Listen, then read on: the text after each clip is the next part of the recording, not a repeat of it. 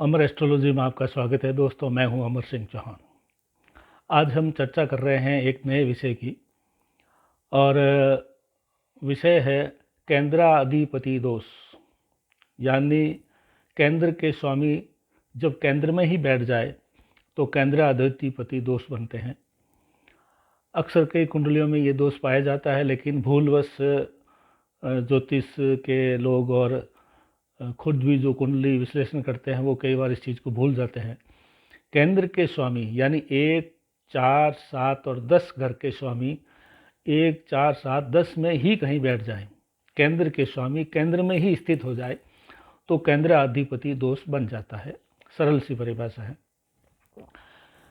और अगर शुभ ग्रह है केंद्र में, केंद्राधिपति ग्रह अगर शुभ है तो वो अपनी शुभता भूल जाते हैं, अशुभ फल नहीं देते हैं। कई ज्योतिष या कई लोग जो जानकार कम है वो ये कह देते हैं कि शुभ ग्रह अशुभ फल देना शुरू कर देते हैं। ऐसा नहीं है। शुभ ग्रह अपनी शुभता छोड़ देते हैं, यानी न्यूट्रल हो जाते हैं, एक तरह से कह सकते हैं। और केंद्राधिपति घर भाव जो है केंद्र, अगर अशुभ ग्रह है केंद्र में, केंद्र के 1, 4, 7, 10 के स्वामी अगर अशुभ ग्रह हैं और वो केंद्र में ही बैठे हैं तो अपनी अशुभता छोड़ देते हैं, शुभ फल वो भी नहीं देते हैं, यानी अशुभता खत्म हो जाती है उनकी, सम हो जाते हैं, न्यूट्रल हो जाते हैं। और जैसे कि पहले बताया, केंद्र के स्वामी 1, 4, 7, 10 के स्वामी अगर शुभ ग्रह हैं और वापस वो केंद्र में ही बैठे हैं तो वो शुभ ग्रह अपनी शुभता छोड़ देंगे, अशुभ नहीं होंगे, न्यूट्रल हो जाएंगे, सम हो जाएंगे। इसको केंद्राधिपति दोष बोलते हैं।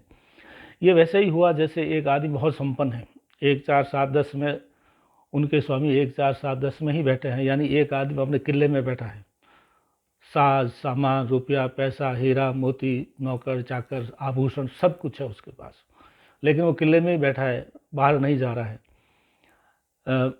अगर शासक है, राजा है, तो उसको राज्य का विस्तार करना चाहिए, लेकिन विस्तार नहीं करता, जो है उसी को भोगता है।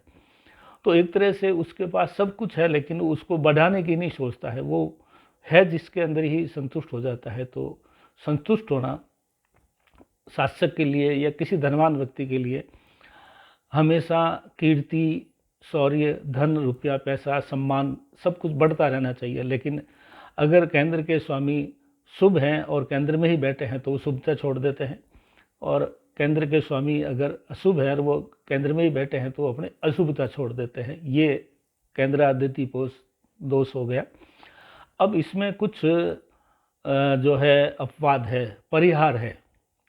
कई बार केंद्राधिपति शुभ ग्रह है, केंद्र में ही बैठे हैं, तो उनके लिए कुछ चीज़ें हैं जिससे अपन उनकी शुभता छोड़ने की जो बात कह रहे हैं वो शायद लागू नहीं होती, वो शुभ के शुभ ही रह जाते हैं, शुभता नहीं छोड़ देते हैं। उसके लिए कुछ चीज़ें, शर्तें ये है कि लग्ने सदा शुभ है।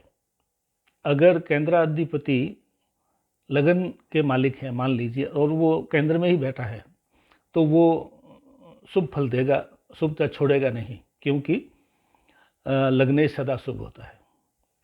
दूसरा, अगर केंद्र के मालिक केंद्र में बैठे हैं लेकिन वो स्वराशिस्थ है, जैसे बुध है तो वो कन्या और मिथुन में बैठा है, गुरु है अगर वो मीन और धनु में बैठा है यानी शव राशि में बैठा है, या उच्च राशि में बैठा है, तो वो शुभता नहीं छोड़ेगा, वो अच्छे फल ही देगा। तो केंद्राधिपति दोष के अंदर जो कहा गया है कि केंद्र में बैठे हुए केंद्रेश जो है, केंद्र के स्वामी केंद्र में बैठते हैं तो शुभ फल नहीं देते हैं, लेकिन अगर वो लग्नेश हो या शव राशि या उच्च राशि में बैठे हो तो वो उच्च के फल ही देंगे, और अशुभ ग्रह है तो वो नीच के फल ही देंगे। अन्यथा अगर वो न लग्नेश है न जो है उच्च के और स्वराशिस्थ है तो जरूर केंद्र के स्वामी केंद्र में बैठने पर शुभता छोड़ देते हैं, भूल जाते हैं, अशुभ फल नहीं देते हैं। और अशुभ ग्रह जो है, केंद्र के स्वामी अगर केंद्र में अशुभ ग्रह हैं तो वो अशुभता छोड़ेंगे।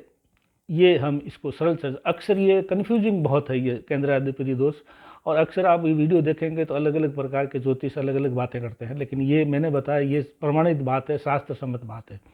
तो कृपया अपने कुंडली को चेक कराएं। केंद्र के अधिपति अगर केंद्र में ही बैठे हैं तो उसके अनुसार उपाय करें। और बाकी जो मैंने बताया अपवाद स्वरूप अगर मान लो लग्नेश है या सौराशि उस राशि है तो उसका लाभ लेवें और कुंडली का विश्लेषण करें। बहुत विशेष विषय था ये, और इसको थोड़ा सा जटिल बना दिया गया है, अलग अलग लोगों ने बातें चीतें करके, तो इसका लाभ उठाएं। अमर एस्ट्रोलॉजी को आप लाइक करें, सब्सक्राइब करें, अपने दोस्तों मित्रों को भी इसके लिए प्रेरित करें, जिससे हम और भी अच्छी वीडियो आपकी सेवा में पेश कर सकें। धन्यवाद।